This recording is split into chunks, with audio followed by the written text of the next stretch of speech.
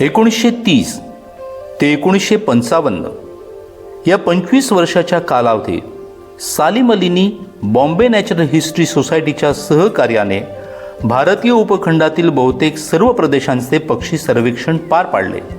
म्हैसूर, त्रावणकोर, कोचीन, भोपाळ, ग्वाल्हेर, भावलपूर. महात्मा गांधींनंतर संपूर्ण भारत पादाक्रांत करणारी सालीम अलींखेरीज अन्य कोणीही व्यक्ती नाही असं सार्थपणे म्हटलं जातं. त्यांच्या पक्षी सर्वेक्षणाचे अहवाल वैशिष्ट्यपूर्ण आणि महत्त्वाचे ठरले. आजवर विचारात न घेतलेल्या पर्यावरण, परिसंस्था, भौगोलिक घटकांचा विचारही त्यात होता. त्यामुळे ह्यू विल्सर, केनेथ मॅसन, टाईस हर्स वगैरे आंतरराष्ट्रीय कीर्तीच्या पक्षीशास्त्रज्ञांनी त्या अहवालाचं कौतुक केलं. प्राध्यापक स्ट्रेस समन यांचं आपल्या शिष्याच्या कार्यावर लक्ष होतंच. तेही अनेकदा पत्र पाठवून सर्वेक्षण अहवालावर मत व्यक्त करत. त्यांना एका पत्रात सालीम अली लिहितात, भारतासारख्या कृषीप्रधान देशात पक्ष्यांच्या परिसंस्थेच्या परिस्थितीच्या दृष्टिकोनातून अभ्यास होणं जरुरीचं आहे. इथे सर्व प्रकारचे हवामान व भूप्रदेश आहेत. अशा प्रकारच्या अभ्यासातून निश्चित स्वरूपाचे काही निष्कर्ष मांडता येण्याजोगे आहेत. बंगलोरहून प्रसिद्ध होणाऱ्या करंट सायन्स नियतकालिकाच्या अंकात त्यांनी इकॉनॉमिक ॲनाथॉलॉजी इन इंडिया हा लेख लिहिला. त्यातही त्यांनी एक वेळ माणसांअभावी पक्षी जगू शकतील, पण पक्ष्यांअभावी माणूस जगणार नाही असा इशारा देऊन पक्षी अभ्यासाची, निरीक्षणाद्वारे त्यांच्या खाद्य सवयी समजून घेण्याची, शेती, जंगले यांच्या संदर्भात पक्ष्यांचे महत्त्व जाणून घेण्याची आवश्यकता जाणून दिली. देशातील अन्नधान्य वाढविण्याच्या मोहिमेत पक्ष्यांच्या अस्तित्वाचा, त्यांच्या खाद्य सवयींचा विचार व्हायला हवा असा त्यांचा आग्रह होता. त्या आग्रहामुळे, जाणीवपूर्वक प्रयत्नांमुळे नंतरच्या काळात अनेक भारतीय कृषी विद्यापीठांनी अभ्यासक्रम आखले, उपक्रम सुरू केले, प्रकल्प उभे केले. सालीम अलींच्या विचारांची, कार्याची जाण पंतप्रधान पंडित नेहरूंना फार सुरुवातीपासून होती. त्यांनी वेळोवेळी सालीम अलींना प्रोत्साहन दिलं. सालीम अलींच्या कार्याची माहिती जनसामान्यांना झाली ती 1958 साली त्यांना पद्मभूषण किताब मिळाला तेव्हा. त्यानंतरच्या त्यांच्या पक्षी निरीक्षण मोहिमा अधिक सुकर झाल्या. पंतप्रधान इंदिरा गांधींनीही त्यांच्या कार्याची चाह केली. सरकार दरबारी सालीम अलींच्या शब्दाला अधिक वजन आलं. हे झालं नंतरचं. पण सालीम अली कोण हे लोकांना माहीत नव्हतं. सरकार दरबारी त्यांच्या कामाची दखल नव्हती. पक्षीशास्त्राविषयी समाजात अज्ञान आणि उपेक्षा होती. त्या सुरुवातीच्या काळात त्यांनी आपलं कार्य कसं पार पाडलं असेल? पैशाची चणचण, वाहतुकीची गैरसोय, आधुनिक साधनांचा अभाव अशा परिस्थितीत त्यांनी पक्षी सर्वेक्षण कशी पार पाडली असतील याचा काहीसा अंदाज त्यांच्या आत्मचरित्रावरून येतो. तसंच त्यांच्या आयुष्यात 1943 साली प्रवेशलेले त्यांचे परमस्नेही लोक वॉन थो यांच्या अप्रकाशित रोजनिशीतील नोंदीवरून येते. 1943 ते 1963 पर्यंतच्या कालावधीत ते सालीम अलींसमवेत अनेक पक्षी निरीक्षण आणि सर्वेक्षण मोहिमात सहभागी असत. पक्षी मोहिमांची टिपणं घेता घेता त्यांनी सालीम अलींच्या बाबतीतही नोंदवून ठेवलं आहे. मोहिमेतले अनुभवही शब्दबद्ध केले. त्यावरून त्यावेळच्या परिस्थितीचा, कष्टाचा अंदाज येतो. रणरणती उन्ह, तप्त फुफाटा, खडकाळ दुष्कर रस्ते, धीम्या गतीनं चालणाऱ्या बैलगाड्या, यातूनच मध्ये कधीतरी बैलगाड्यांचा आग तुटे. मग गाडीवान जंगलातून लाकूड मिळून जुजबी दुरुस्ती करी नि मंडळी पुढे निघत. कधीकधी उन्हाचा त्रास फारच जाणवे. अशावेळी ऊन उतरल्यावर प्रवास सुरू व्हायचा, तर कधीकधी रात्रीही प्रवास चाले. आधीच आड गावातून बस वाहतूक ठिकाणावर नसे. त्यातून सालीम अली नि त्यांच्या सहकार्यांचे तंबू पडत ते ठिकाण असे बस मार्गाहून दूर आत. कुठे कुठे खाजगी मोटारींची सोय असे, पण त्या मोटारी कसल्या? जुन्या फोर्ड किंवा शेवरलेट गाड्या ठोकठाक करून थोडंफार रूप बदलून पॅसेंजर कोंबायची काम चलाऊ सोय असे. त्या मोटारीतून प्रवास करताना हाडं खिळखिळी व्हायची. या मोटारीच्या चालकांचा आणि मालकांचा मनमानी कारभार. त्यामुळे सर्वेक्षणवाल्या मंडळींना मुक्काम बदलताना तळ हलवताना विचित्र अडचणींना तोंड द्यावे लागे. पुन्हा मंडळींचं सामान तरी काय थोडं नसे. पक्षी नमुने साठवायची खोकी, तेला तुपाचे डबे, रॉकेलचे डबे, कॅम्पस कॉट्स, कंदील, डबे, भांडी, कपडे, चोपड्या, 1 ना 1000. मुक्कामाची ठिकाणं तरी काय, कधी उतारू बंगला तर कधी पोलीस चौकी, कधी तर पडका गोठाही असे. अशा चौकीत किंवा गोठ्यात 4 दिवस मुक्काम असला की तेहेमिना पदर खोचून कामाला लागे. हातात झाडू खराटा घेऊन तो निवास नि परिसर साफसूफ करी. सालीम अलींचं लिहिण्याचं टेबल फुलदाणीनं सजे. पडदे कबशा जागच्या जागी लागत. तेहमिनाच्या कुशल हाताने त्या जागेचा काया पालट व्हायचा. ते ठिकाण प्रसन्न व्हायचं. आणि हे सगळं करून झालं की तेहमिनाही सदरा तुमान चढून, डोक्यावर हॅट घालून, हातात काठीनी, गळ्यात दुर्बीण, कॅमेरा अडकून पक्षी निरीक्षणासाठी भ्रमंती करी. सालीम साहेबाच्या पक्षीप्रेमाची, पक्षी निरीक्षणाची लागण तिलाही झाली होती. प्रतिदिनी किमान 12 मैलाची पायी भ्रमंती असे. रविवारची सुट्टी वगैरे प्रकार नसेच. वाहन सौख्य ही अपूर्वाईची गोष्ट. रस्ते कच्चे, खाच खळग्यांचे, कधी फसवे तर कधी डोंगर दरीतून वळण घेत जाणारे, कधी चिखल तुडवत तर कधी दगड गोटावरून घसरत पक्ष्यांचा मागोवा घेतला जायचा. जळवा, डास, माशा यांचा त्रास अटळच. चोडीला कधी धुळीची वादळे तर कधी अचानक कोसळणारा धुवाधार पाऊस, कुठे हिमवादळ तर कुठे भन्नाट वेगानं वाहणारा, डोकं ठणकावणारा वारा. उतरायला असत पडके मोडके निवास. तिथे कुठले स्नानगृह आणि कुठले शौचालय. झाडा झुडपांच्या आडोशावर भागवावं लागे. रात्री सोबत असे घुबड आणि रात किड्यांची कर्कश किरकिर. कच्छच्या पक्षी सर्वेक्षणाच्या मोहिमेच्या वेळी रनात उघड्यावर तंबू ठोकावा लागला. तेव्हा तर त्यांची फारच पंचायत. आडोशाला झाडोरा म्हणून नाही. सिक्कीम पक्षी सर्वेक्षणाच्या वेळी त्यांचा मुक्काम सिंदीकला होता. तिथली पंचायत लोक वांथो नमूदारपणे नोंदवतात. आम्हाला मिळालेल्या उतारू निवासात शौचालय नाही. निवासाबाहेर काही अंतरावर 2च झुडपं आडोशासाठी आहेत. आज संध्याकाळी इंडियन बोटॅनिकल सर्वेची 6 माणसं उतारू बंगल्यात दाखल झाली. म्हणजे उद्या सकाळी फारच पंचायत. 2 झुडपं आणि 8 माणसं. फारच विचित्र. 1943 मधली लोकवॉनची एक नोंद त्यांच्या अन्न व्यवस्थेची चुडूक दाखवते. डबाबंद अन्न फार महाग पडतं, म्हणून आम्ही ते आणीबाणीसाठी राखून ठेवतो.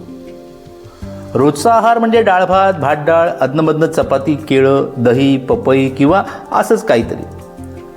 हा कच्छ प्रदेश जैन धर्मियांचा, त्यामुळे मांसाहार संपूर्णतः निषिद्ध. डबाबंद माशाचा वापर कधी कधी करतो. सालीम त्यांना गमतीनं विलायती गाजर म्हणतो. इथला चहा मसालेदार, घशाखाली उतरत नाही. खवडा ग्रामात आमच्या निवासाची सोय एका हिंदू मंदिरात केली होती. पण इथे पक्षी मारून त्यांचे नमुने कसे गोळा करणार? माशी मारणं सुद्धा इथं पाप. आम्ही ते मंदिर सोडलं. जवळच काही अंतरावर एका शेतकऱ्याचं पडकं खोपटं राहायला मिळालं. इथे विंचवाची वस्ती. त्याची व्यवस्था लावतो न लावतो तो बाहेर अंगणात खडखडा सर्प हजर. त्याचीही सोय लावली. या रणात कविशेले येऊन राहिला असता तर त्याच्या कविता किती वेगळ्या झाल्या असत्या. प्यायच्या स्वच्छ पाण्याची मारामार. तिथं स्नानासाठी पाणी मिळणं दुरापास्तच. आणि ते तसं मिळालं तरी त्या पाण्यात विजेरीचा झोत सोडून ते पाहून घ्यावं लागेल. साधंसं जेवण, कपभर गरम गरम चहा, उबदार बिछाना, 8 तासाची निद्रा आणि अधूनमधून स्नानाची सोय ही त्या मोहिमांच्या काळातली सुखाची परमसीमा. आणि स्नानाला पाणी मिळालं तरी कपडे धुण्या इतकं मिळत नसे. मग 4-4 दिवस एकच शर्ट वापरावा लागेल. यावरही सालीम टिप्पणी करतात, माझा शर्ट बघा कसा आधाराशिवाय स्वतःहून उभा राहतो. कोणत्याही गैरसोयीमुळे अडून न बसणं, हसत मुखाने उमदेपणानं सहन करत पुढं जात राहणं ही सालीम अलींची वृत्ती. प्राप्त परिस्थितीला विनोदाची झालर लावत तिला सुसह्य करायचं हा स्वभाव. त्यामुळे साधनसामग्रीच्या अभावाचा बाऊ न करता सुरुवातीच्या अडचणीच्या काळातली पक्षी सर्वेक्षणं ते पार पाडू शकले.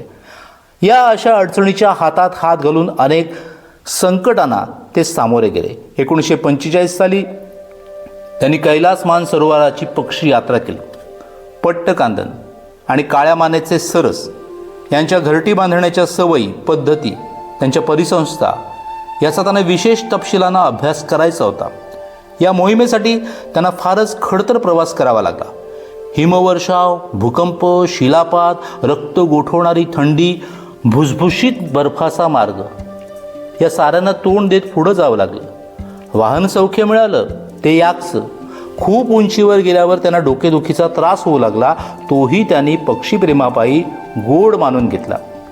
मानसरोवराच्या जवळच डिंगोत्सव सरोवर आहे. तिथे पाणपक्षाच्या मागावर असताना तर ते बुडता बुडता वाचले. तर येल्लो निपड इव्हिना पक्षाला दुर्बिणीच्या कक्षेत घेता घेता रस्त्याच्या कडेवरनं खोल दरीत पडता पडता वाचले. प्रसंगावधान, सावध वृत्ती यामुळं ते स्वतःला सावरू शकले. पक्षासारख्या लवचिक शरीरामुळे शरीराचा भार सांभाळू शकले. तसंच एका प्रसंगी अभिनयाने त्यांना तारून नेलं. मानसरोवराच्या परिसरात त्या सुमारास वाटमाऱ्यांचा आणि लुटारूंचा सुळसुळाट होता. निराधार एकट्या दुकट्या यात्रेकरूंना ते लुबाडतात. एके सकाळी सालीम अली एका वाटाड्यासमवेत भल्या पहाटे तळापासून बऱ्याच दूरवर गेले. या प्रदेशात पक्षी मारायचे नाहीत नि बंदुकीचा वापरही करायचा नाही या अटीवरच तिबेट सरकारने त्यांना मानसरोवराची पक्षी यात्रा करायला अनुमती दिली होती. त्यामुळे सालीम अलींच्या हातात स्वसंरक्षणार्थ होती ती केवळ पक्षी निरीक्षणाला जातेवेळी वापरण्याची शूटिंग स्टिक. तळापासून बरेच दूर आल्यावर एक वाटमाऱ्या दत्त म्हणून त्यांच्यासमोर उभा राहिला. तळाच्या आसऱ्याला धाव घ्यावी तर तो खूप दूर राहिला होता. त्या 30 मैलाच्या परिसरात कोणी हाकेला ओ देऊन मदतीला येईल अशी शक्यता संभवता नव्हती. भोवती उघडं मोकळं मैदान. त्यामुळे कुठं आडोशानं लपावं तर तीही संधी नाही.